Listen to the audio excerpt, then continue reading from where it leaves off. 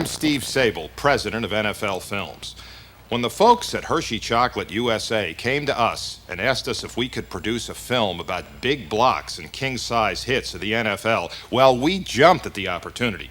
Now, NFL Films has produced segments about hitting and blocking, but we've never done a full-length special that focused entirely on these two aspects of the game. And after all, that's what football's all about. Well, we recommended featuring Derek Thomas and Anthony Munoz, two players who strive for excellence, players who always try to be the best of the best. And, you know, this ties in with the founding and ongoing philosophy of Hershey Foods Corporation. You see, Milton Hershey, the founder of Hershey Foods Corporation, was like the men we'll feature in this film. He'd let nothing stop him. Despite several failures, Mr. Hershey never gave up, and his perseverance and determination led him to break ground in 1903 on what would become the world's largest chocolate factory. And today, it's the #1 confectionery company in the United States.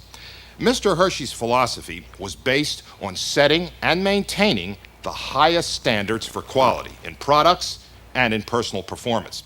It was based on the premise that man's greatest rewards come from his work and his pride in quality workmanship. Now, sit back with your favorite Hershey Big Block or king-size item as NFL Films and Hershey present Big Blocks and king-size hits of the NFL.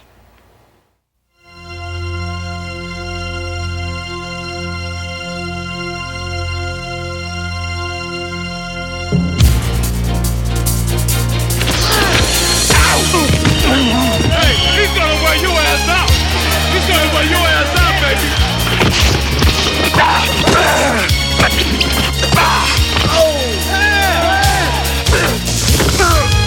If you fancy graceful young runners, rifle arm passers, and fingertip catches, this show is not for you.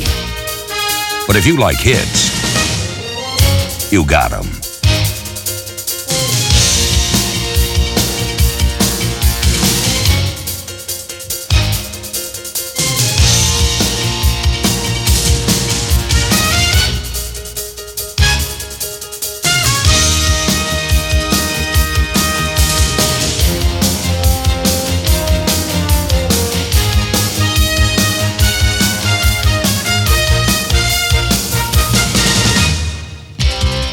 There are no big plays without big blocks. It's fist-to-face, hand-to-hand trench warfare, where men like All-Pro Anthony Munoz wage a never-ending battle on every snap. Life in the pit is survival of the fittest.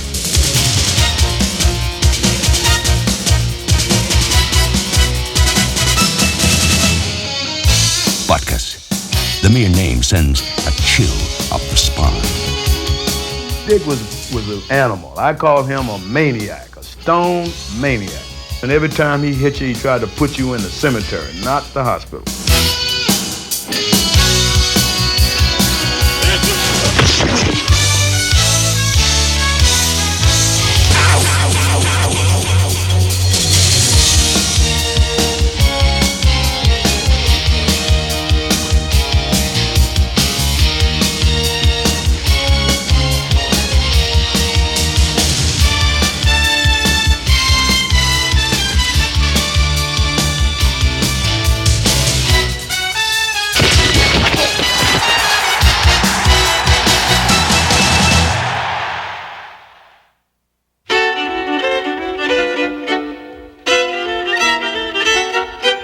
Preserved in black and white is perhaps football's most colorful era. The head slap, the crackback, the clothesline, and spearing were all legal. In fact, if today's rules were in effect, half the players in the Hall of Fame would have been fined more than they earned.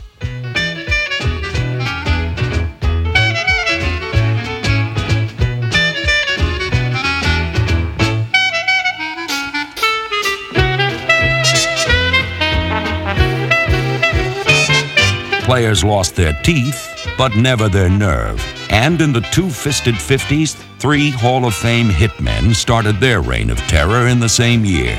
1952. Number 89, Gino Marchetti of the Baltimore Colts created modern defensive end play as he combined finesse with force in a devastating 14-year career.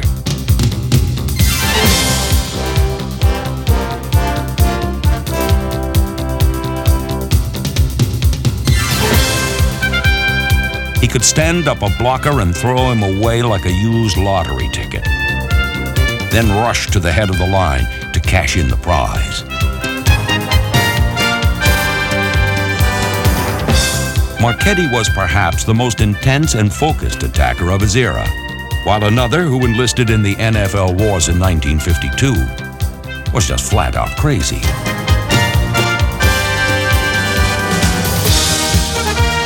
Dick Night Train Lane, number 81, played for 14 years for the Rams, Cardinals, and finally the Lions, where he did some of his best work.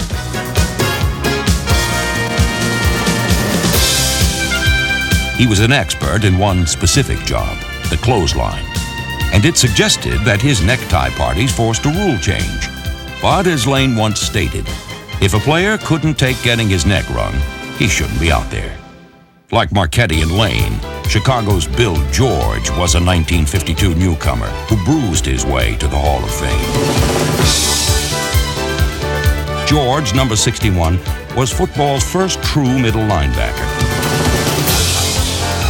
He transformed the position from a fifth down lineman to a stalking, roaming defender who could line up anywhere and hit anybody. Bill wasn't all that big, weighed around 230, 232, but he was quick as a cat. He was an ex-wrestler in college. Tremendous strength. In fact, he's one of the few guys I could ever see that could throw Doug Atkins flat, and he could do it. Atkins was a huge Tennessee hitman. He had an arm that was like a leg. I mean, his arm was about this big. Had the biggest arms I'd ever seen in my life. I saw him eliminate the entire Minnesota backfield. He put Brown and Mason out in 2 straight plays, and following week he put Horning and Taylor out with clotheslines in 2 consecutive plays.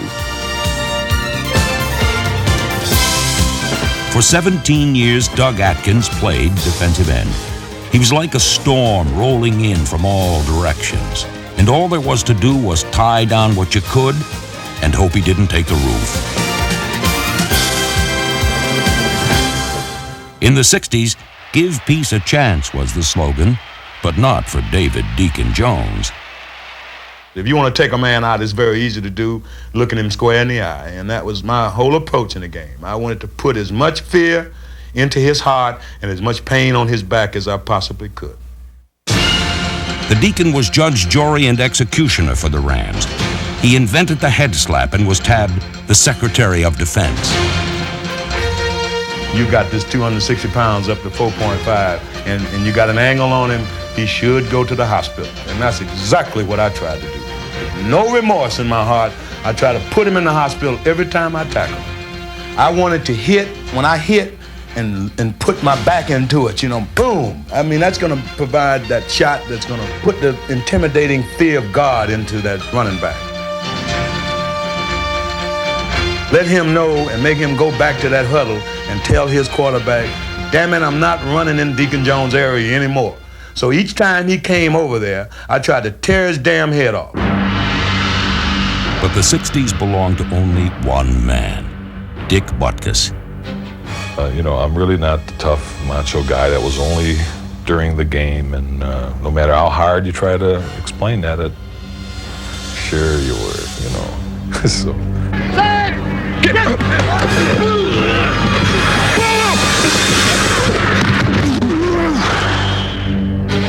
Butkus's career was a series of scenes censored from movies already deemed too violent. He was a beast. Butkus dominated a game the way no other player ever has. He dominated officials. He'd take the ball away from the guy after the play and shake it in the official's face, and the official would point it their way. It was awesome.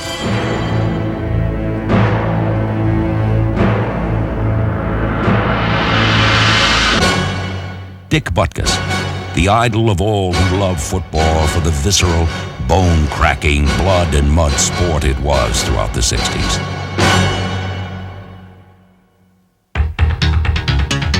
While the laws of survival governed the game in its infancy, the laws of physics seemed to take over in the 70s.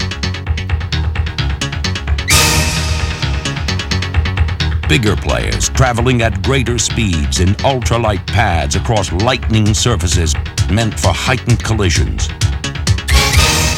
In the 70s, the hash marks were narrowed as well. Range was vital, and the man best suited for the souped-up game suited up for Pittsburgh. Jack Lambert, Dracula in cleats. The middle linebacker is supposed to be the leader. I could never understand why some people had to be motivated. And I tried not to yell and scream too much, but sometimes when we were playing very poorly, I felt that a few words were necessary, and that's usually when I did my yelling and screaming. I never looked at professional football as a popularity contest. I look at it as my job. I don't care that my opponents like me. I care that they respect me, though. Captain Jack was an enforcer with a short fuse. When he retired, pro football lost a true warrior. But there have been many others who have rushed in to fill the void.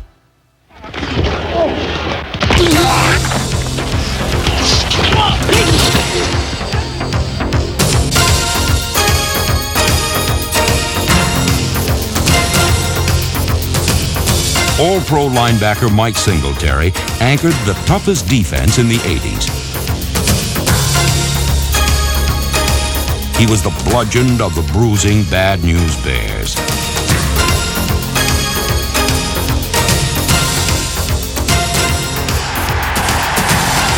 All-Pro safety Ronnie Lott manned the final line of defense for the best team in the 80s. The four-time world champion 49ers. In the 80s, high-tech robo-hitmen like Lott ruled the day. But one man was the decade's undisputed Terminator. Hey, baby, let's go out there like a bunch of crazed dogs and have some fun. That man was giant linebacker Lawrence Taylor.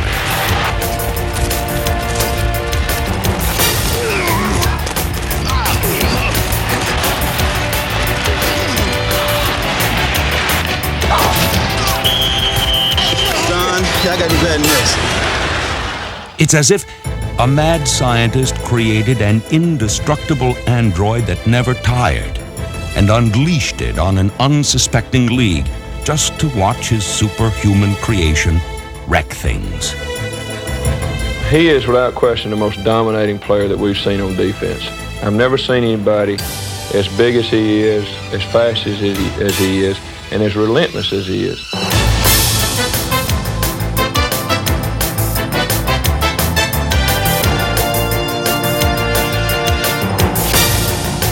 Yeah, he's relentless. He has a motor that never goes off. He plays the game 1,000 miles an hour, and he's really the most prolific football player that we have to face year in and year out. He's made the Pro Bowl every year, and in '86, he was the league's MVP.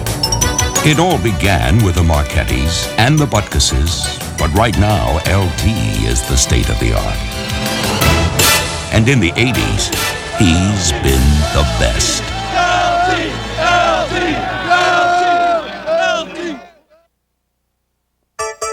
A trail of bruised ball carriers testify to Lawrence Taylor's decade of dominance. But the 90s are here, so move over, LT. Make room for Kansas City linebacker Derek Thomas. Right outside linebacker from Alabama, number 58, Derek Thomas. I think you can see from the beginning he was an exciting football player, certainly a guy who has all the qualities to rush the quarterback and a very natural pass rusher. He's got an air of excitement about him. He loves to play the game, and he plays the game relentlessly. You never realize how quick someone is until you watch film on them and you see what they're doing, and then you watch film on him, and you see him just blowing by guys and them not even getting their hands on them. I mean, that's tremendous. Intimidating, ruthless. You love to watch this young guy go in the backfield and just cause havoc with quarterbacks, something that they haven't had here in Kansas City in a very long time. And it's nice to see that there is someone who has that mentality of ripping someone's face off, and that's Derek Thomas. The only thing that would ever limit Derek would be himself. He has great skills. As long as he maintains the sense of pride to being the best that he has exhibited in his first year here, he can be an outstanding linebacker. It is flat-out raw speed that wrecks offensive game plans and raises the eyebrows of NFL scouts. At the University of Alabama, Derek Thomas blended that rare commodity with power and set a school record with 52 sacks.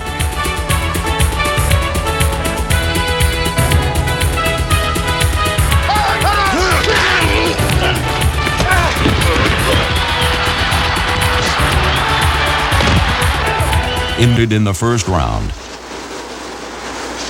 After a scintillating first season, the NFL's Defensive Rookie of the Year returned to the Crimson Tide weight room in style to tune up another high-performance machine.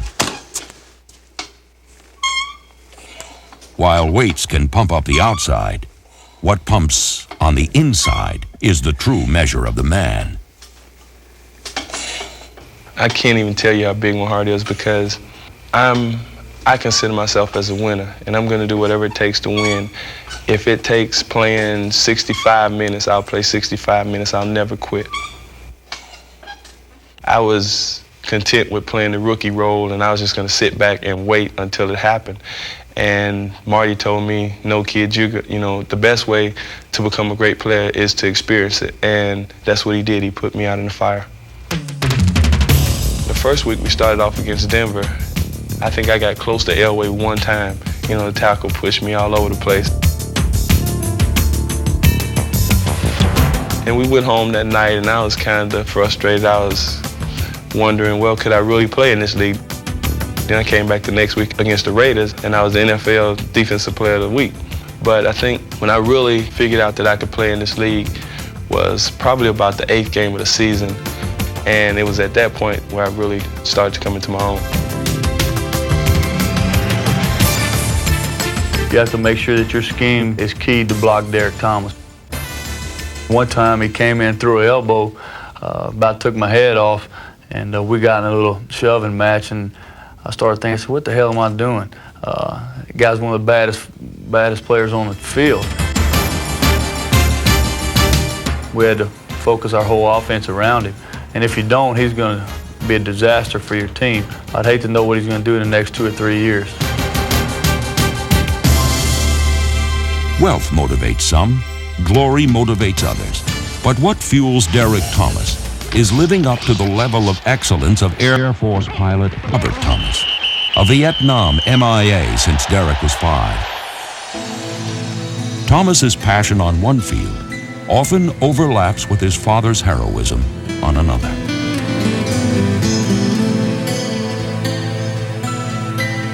It was December 18th, 1972, and my father and his crew were flying on a mission over Hanoi, and it was 3 sets of planes in sequence. Something happened to the first 2 planes in his sequence.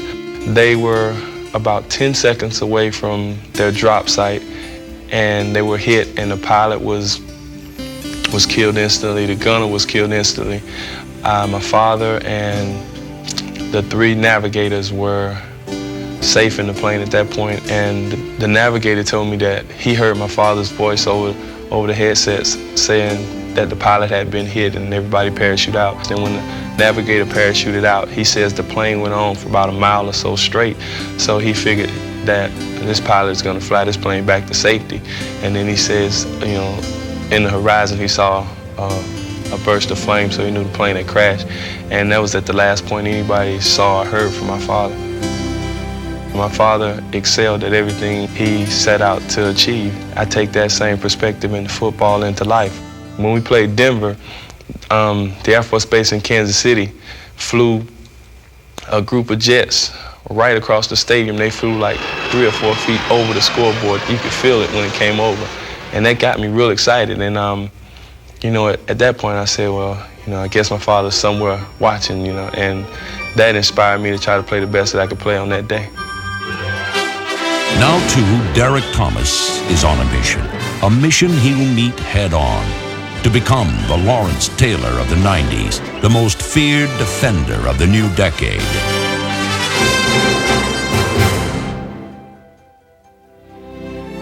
There's only going to be a few people ever that's the best at what they do. And, you know, right now, Lawrence Taylor is the best. And one day, I want to achieve that status. I want to be the best linebacker in the NFL. Derek Thomas, a king-size hitter who begins his reign with the following decree. LT, the 90s belong to DT.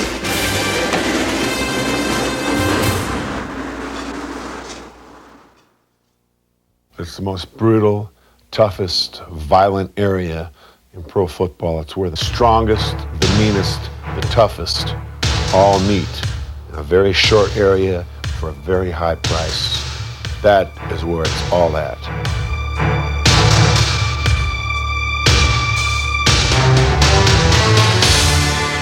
In the pit, if you want to do a story on In the Pit, I think the best way to sum it up is it's the corner of the field or the spot on the field where the big men play.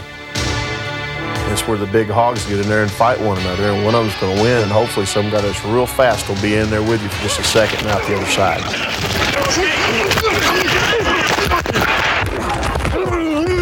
I think to be a success over a period of years, you've actually got to like beating up on somebody. You don't ever go into the game, at least I don't, with the idea of hurting somebody or taking them out, but you want to physically intimidate somebody when you're playing against them. Damn, I got to beat this guy. Playing the pit is like being in the alley at 3 or 4 in the morning and a rainy night, and you got a couple of Doberman pinchers. You don't know which one going to bite you, or you don't know if you're going to bite them back.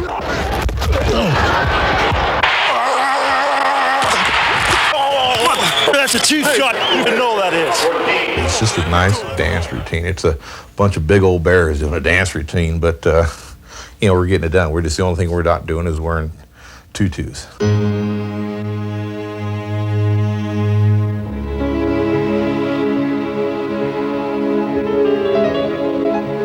On this down and dirty dance floor, huge men perform a punishing pirouette. The meek will never inherit this turf, because every play is hand-to-hand and body-to-body combat.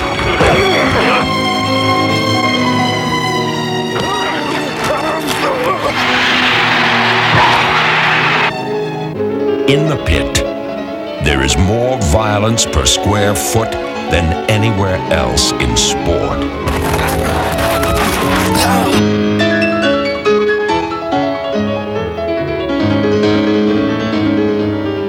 People get so small in an area and fingers get in the face, eyes, nose, mouth, and you don't know where their hands been. So that's not nice. Gotta watch out, these guys are coming low in there. I got punched in the in a pile, so be careful in there. They're not fooling around. I trailed into Joe Jacoby one time, a real vicious blow, and he took it and he came right back, and the next play kicked me right in the shin. You know, from that day on, I knew that this game wasn't meant for nice guys. Hey, Sula, you better hope I never get back in there. I will kick your... There's things that are going on in there that it would be illegal off the football field. I mean, you can literally kill somebody, the things that we're doing in there. And you're talking about guys who are 300 pounds and who can move, who know how to use their bodies to their advantage, and who are very mean and intense during the course of a game. So there's things going on inside the pit that people in the stands don't realize. It's mean, it's tenacious. It's the most incredible thing you could ever imagine if you were down in there. I've got more cuts on my hands in this one half alone than I had all year. They must have blades stuck to the shoulder pads or something.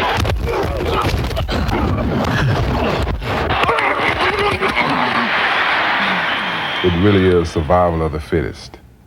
Make no mistake about it. You have a rules maker but they arbitrarily intervene. Hey, you stay off! You stay off that pile! Just get out of here, you're on. Stay off! Dang, that guy, he's coming in every pile. So if you're participating in that, you have to be the judge, the jury, and the executioner, all in one.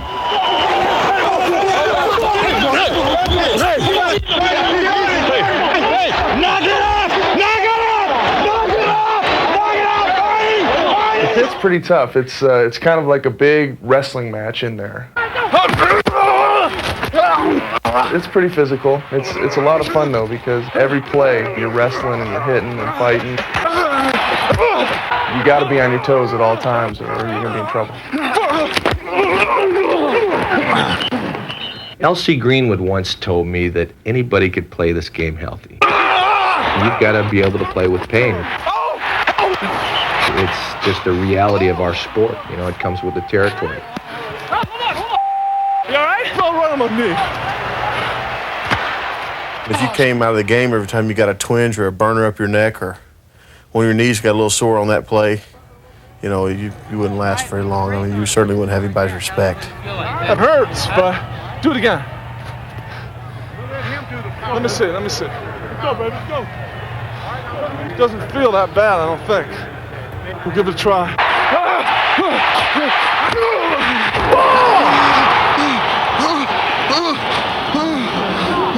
That's orange!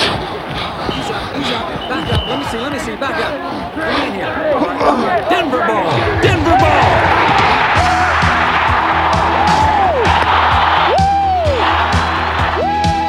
This game is a physical game. The first element is the control of territory, the control of yardage, and that starts in the line, linebackers included. But that contest, that physical and mental contest that goes on every play, determines the ultimate winner.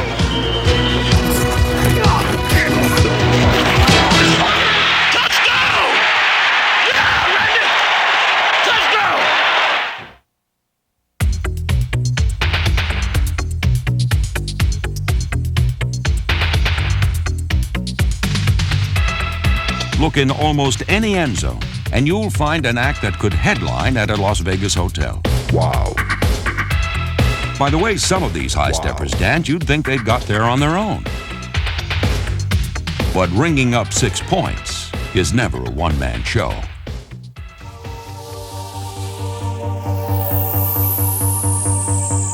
Lost in the path of these end zone entertainers are the working men who built and set the stage. They are the offensive linemen who play more with spit than polish. Building a team is like building a house. Start with a foundation and work up. The offensive line is the foundation. Everything else rests on it.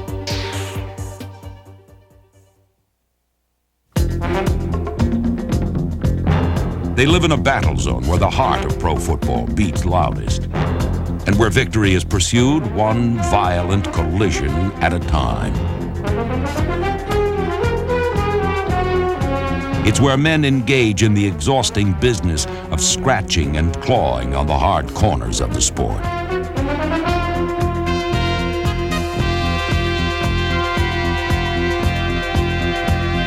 Life on the line. Every play is a war of wills.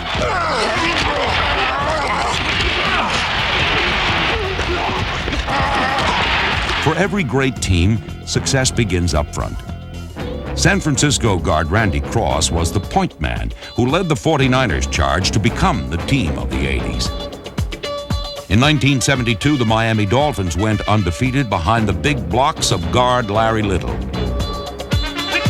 In their Super Bowl season of 1982, the Washington Redskins offensive line proudly wore the title Hogs. They became celebrities with their own clothing line, cheerleaders, and theme songs. Yeah, I love them hogs. Sing it loud, sing it clear, all the way another year. Everybody coming strong. But those Hogs could never quite strike fear in the hearts of defenders like a man they called Boomer. I didn't try to finesse guys. I just tried to beat up on them for 60 minutes. Indeed. For opponents, Bob Brown was a 330-pound nightmare.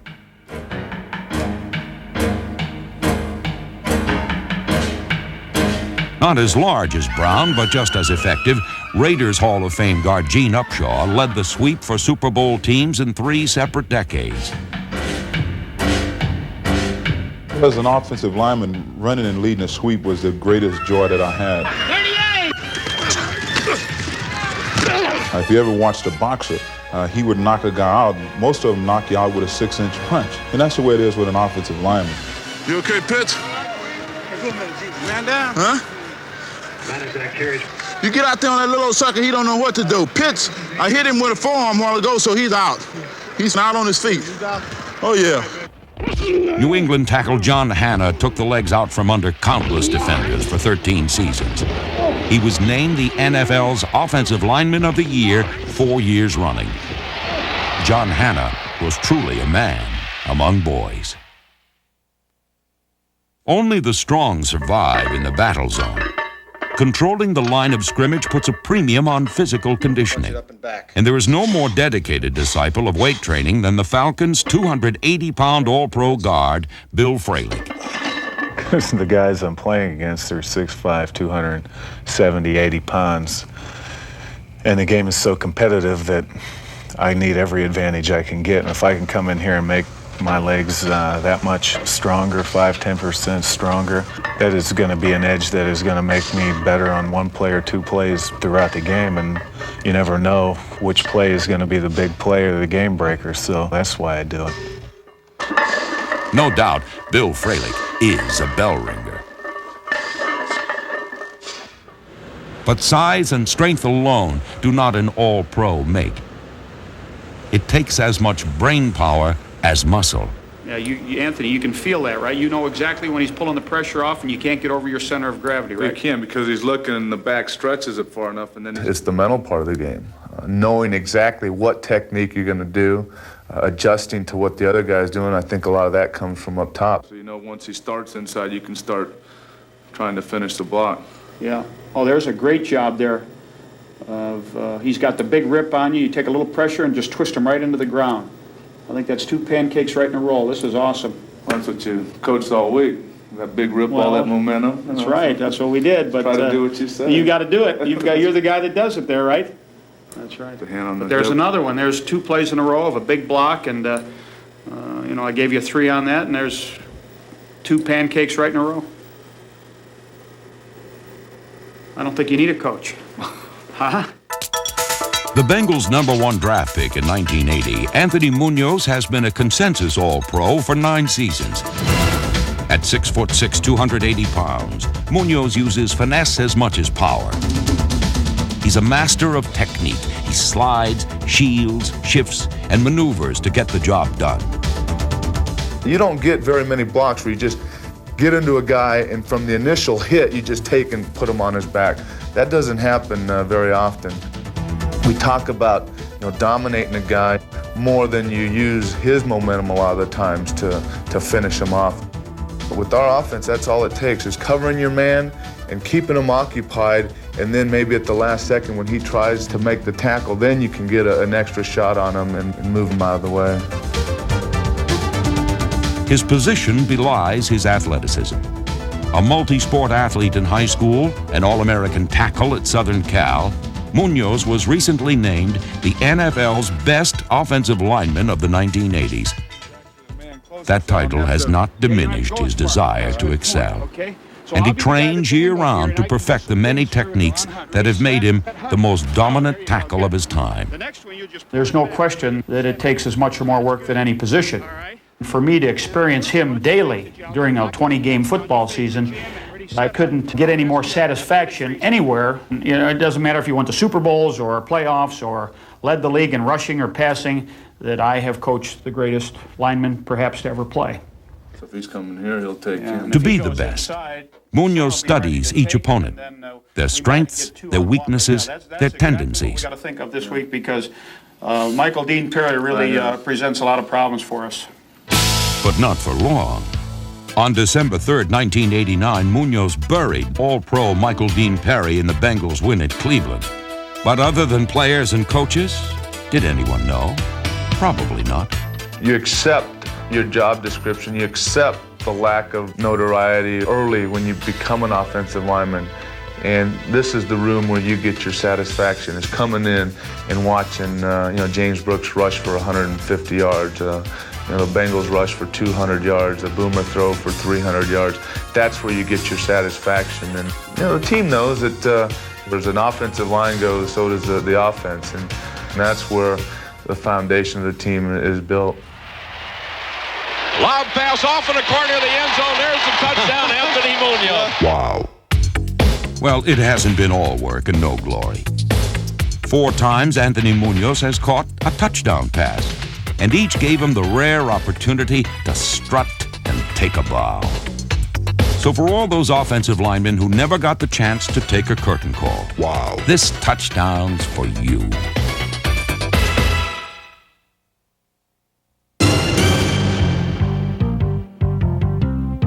Ah, the offensive lineman, the unknown soldier of pro football, burdened to live a life of secret victories and private triumphs. So what does a guy have to do to get noticed? To get a little attention? It sure helps when the camera's pointing his way.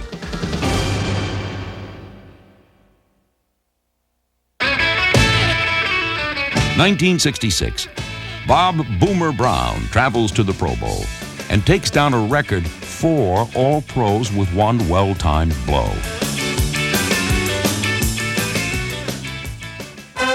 1940, the NFL championship game. The Bears destroyed the Redskins 73-0 after they were ignited by one electrifying block. As a headlinesman, I had to run down the field with Osmanski. It was the second play of the game, and he broke off left tackle and ran 68 yards for a touchdown. And George Wilson, playing right offensive end, came over to the left, took 2 Redskins out with one magnificent block, maybe the greatest block in a championship game to ever be seen, to clear the path for Osmanski. He went 68 yards for a touchdown and broke the game wide open. Super Bowl 13. The Steelers' Franco Harris breaks loose for a key fourth-quarter touchdown. Who threw the key block? Was it All-Pro Mike Webster? Upon further review, it was Art Demas, the 12-year veteran referee from Vanderbilt, who screened out Cowboy safety Charlie Waters and cleared the way for Franco. It was party time for Pittsburgh after they won their 3rd Super Bowl of the 70s. Let's go party down the beach all day. 1967, sun-swept Green Bay, Wisconsin. The NFL championship comes down to one final play. Green Bay guard Jerry Kramer catches Cowboy tackle Jethro Pugh in an upright position, then cuts him down. Bart Starr scores the winning touchdown, but Kramer makes it happen. Let's go party down the beach all day.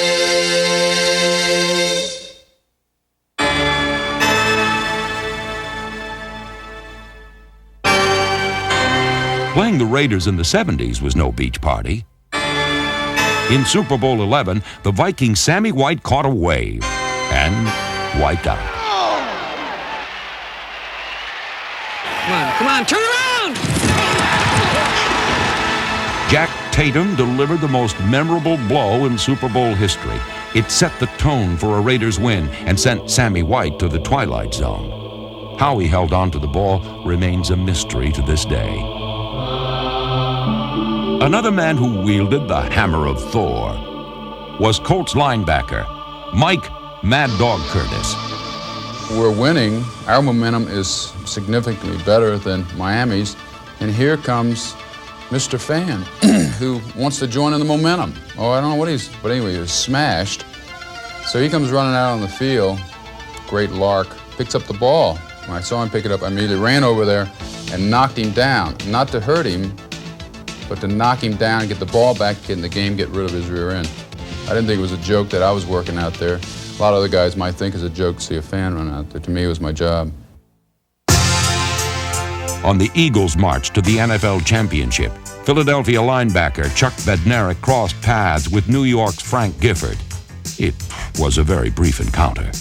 Bednarik's hit on Frank was the greatest tackle I've ever seen. I mean, you know, I used to stay up at nights thinking about hitting a guy like that. Frank was not looking at Bednarik. He should have been looking for him because Charlie could hit, and something's got to give, and it was Frank.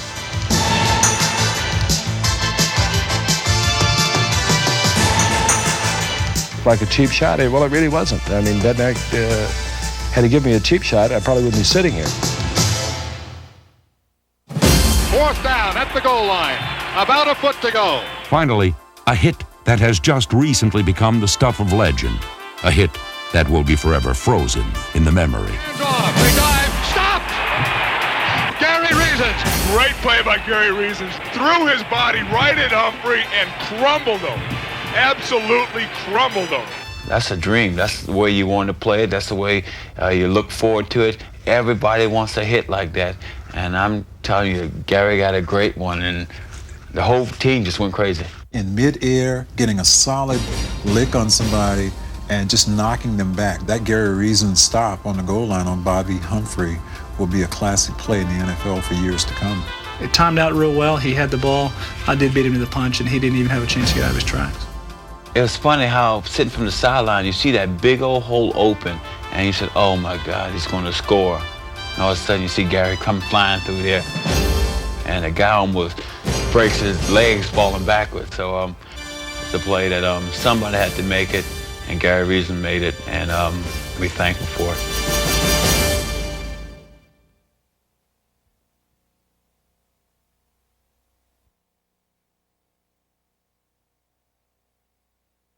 Do or die, baby. Do or die. This is it. No tomorrow, baby. We want it now.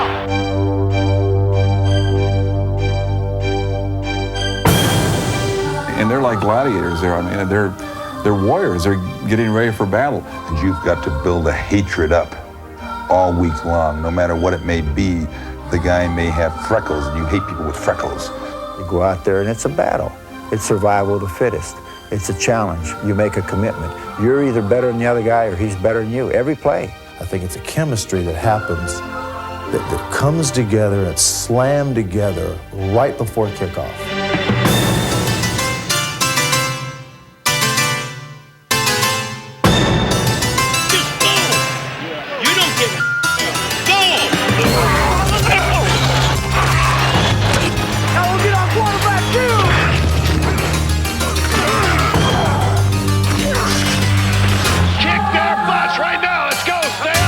One of the tricks in coaching is to find that button, to find that formula, to find that code within the player. Get up on the line!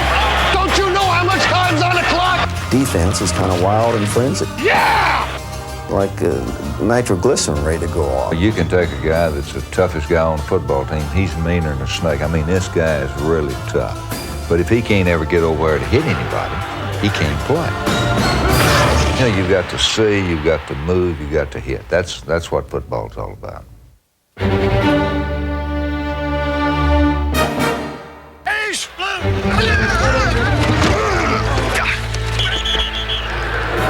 That'll cool your ass off.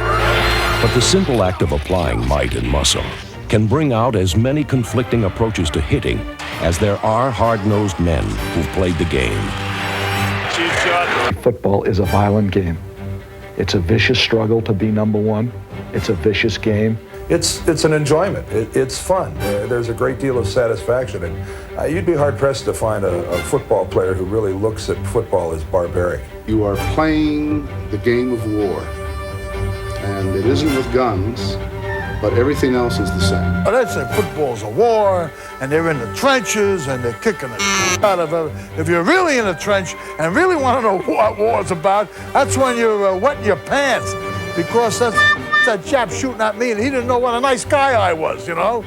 So this, you know, I think it's overplayed a little bit. I want to hit as hard as I can. I want to be as fair as I can. But at the same time, I just want the guy to realize when I hit him or when I'm playing that I'm going to give him all I've got.